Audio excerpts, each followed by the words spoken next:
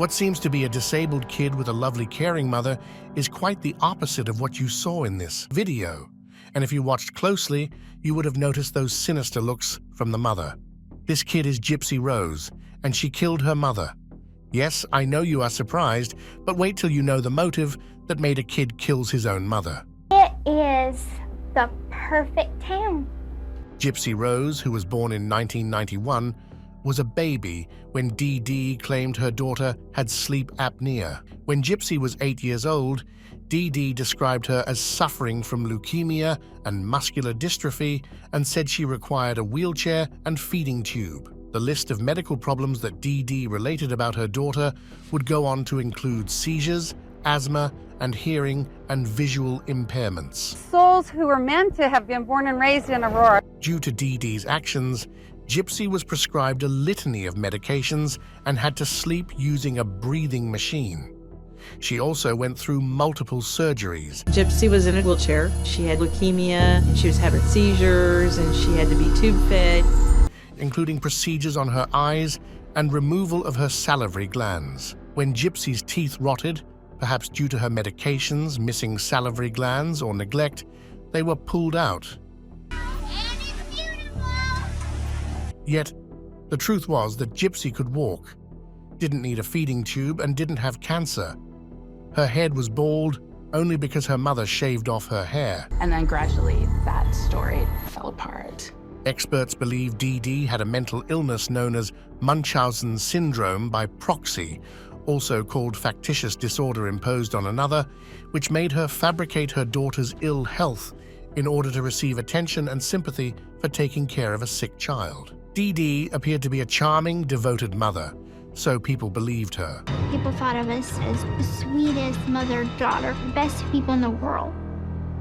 Medical tests often showed inconclusive or contradictory results regarding Gypsy's diagnoses, but Dee Dee would stop seeing any doctors who questioned her daughter's ailments, and many caregivers went along with what Dee Dee wanted. She was like one of the happiest people I had ever met, and yet she was the most sick that I had ever met at the same time. She'd had some nurses training so she could accurately describe symptoms, and she sometimes gave Gypsy medication to mimic certain conditions. Dee Dee was also charming and seemed devoted to her daughter. It's so easy to live here, and it's so peaceful. When Gypsy was old enough to talk, Dee Dee instructed her not to volunteer information during their appointments. She was always the one relating Gypsy's fake medical history. Dee Dee claimed to be a victim of Hurricane Katrina, so she and Gypsy received assistance to relocate from Louisiana to Missouri in 2005. There, Dee Dee continued to bring Gypsy to doctor's appointments. Hurricane Katrina also provided an excuse for missing medical files. This is a tragic event surrounded by mystery and public deception.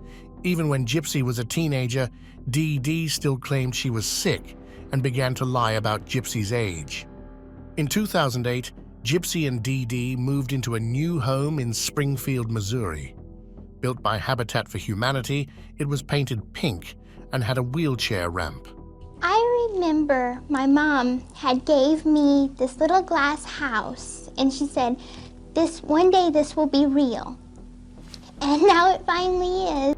Gypsy and Dee Dee also received benefits that included charity-sponsored visits to concerts and Disney World. All along, Dee Dee continued to bask in the attention she received for being a devoted caretaker. When Gypsy was 14, she saw a neurologist in Missouri who came to believe she was a victim of Munchausen syndrome by proxy. However, this doctor never reported her case to authorities. In later interviews, he stated his belief that there wasn't enough evidence to act. In 2009, an anonymous report was made to authorities stating that Dee Dee's accounts of Gypsy's ailments had no medical basis. This resulted in 2 caseworkers visiting their home, but Dee Dee convinced them there was nothing wrong. Probably the biggest concern I had was just this history of cancer. Dee Dee could not give either the diagnosis nor really the length of treatment that she had been on. That was unusual, and to me that was a red flag. As Gypsy grew older, Dee Dee began to lie about her age, going so far as to alter the dates on Gypsy's birth certificate to make her daughter seem younger. But Gypsy was still becoming harder for Dee Dee to control. It had been eating at me for years that I lied to Christy. I hated myself and I hated what I became. In 2011, Gypsy tried to get away from her mother by running away with a man she'd met at a science fiction convention.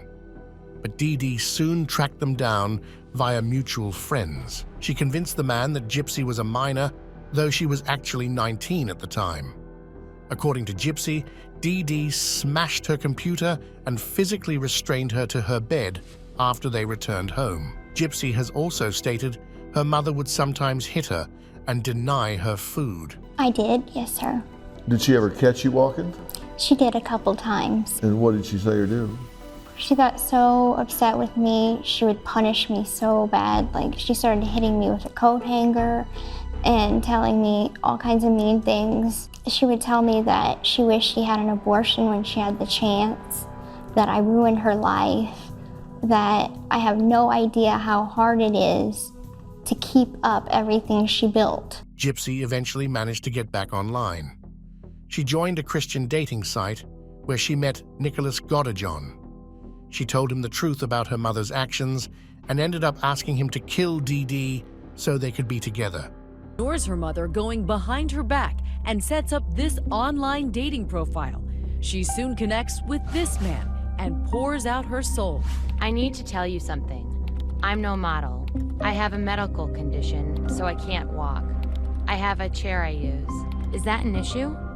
Why would that be a problem? You are an angel in my eyes. It will never make any difference in how I see you from the inside out. In June 2015, he came to her house and stabbed Dee Dee while Gypsy waited, ears covered, in the bathroom. Gypsy and Godejohn returned to his home in Wisconsin, where they were found by police. Gypsy had twice posted to the Facebook account she shared with her mother, once writing, "That bee is dead." She later explained she made the posts because she wanted her mother's body to be discovered. It said the bitch is dead.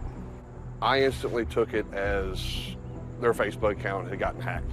Then we saw the second one, which said, "And I raped her sweet daughter too." After Dee Dee's murder, many people who'd known Gypsy wondered why she had gone so far as to kill her.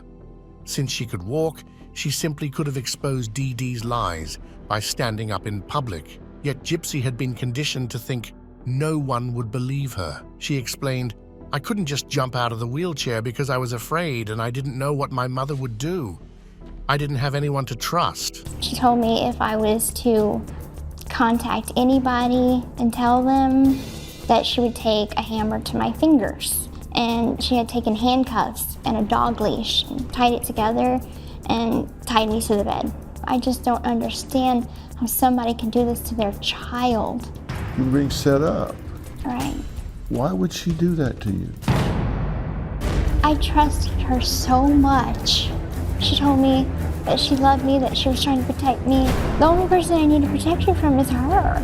The fact was that Gypsy had spent her entire life being controlled and monitored by her mother.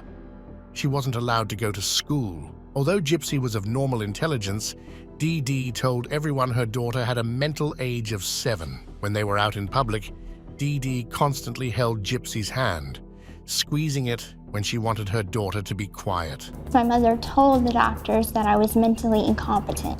She's got the mind of like a child. Dr. Mark Feldman, an expert in Munchausen syndrome by proxy, said of Gypsy's life and actions, "The control was total in the same sense that the control of a kidnapped victim sometimes is total. Her daughter was, in essence, a hostage, and I think we can understand the crime that occurred subsequently in terms of a hostage trying to gain escape." First of all, Munchausen by proxy. What is a definition of that for those who are watching? It's when a caregiver, and that's almost always the mother, either feigns, exaggerates, or actually induces illness in her own child because she gets some kind of emotional gratification, some kind of thrill from doing it. Typically, it's attention, love, concern, that she feels unable to get in any other way. As Gypsy's medical records documented the abuse she'd been subjected to, her lawyer was able to arrange a plea deal for the charges she faced in Dee Dee's death. Gypsy Rose Blanchard and her boyfriend, Nicholas Godijon, are both charged with premeditated murder. In 2016, Gypsy pled guilty to second-degree murder. She was sentenced to 10 years in prison and served 85% of her sentence before being released December 28, 2023. Godijon was found guilty of first-degree murder in 2018 and was sentenced to life in prison. Today, Gypsy is healthy. She's also said she enjoyed more freedom in prison than in the life she shared with Dee Dee. However, when asked by Dr. Phil if she was glad her mother was dead, she stated, "I'm glad that I'm out of that situation, but I'm not happy she's dead." Are you glad your mother's dead? No, sir. I'm glad that I'm out of that situation. She would force me to be in a wheelchair, force me to go to doctor's appointments that I didn't need.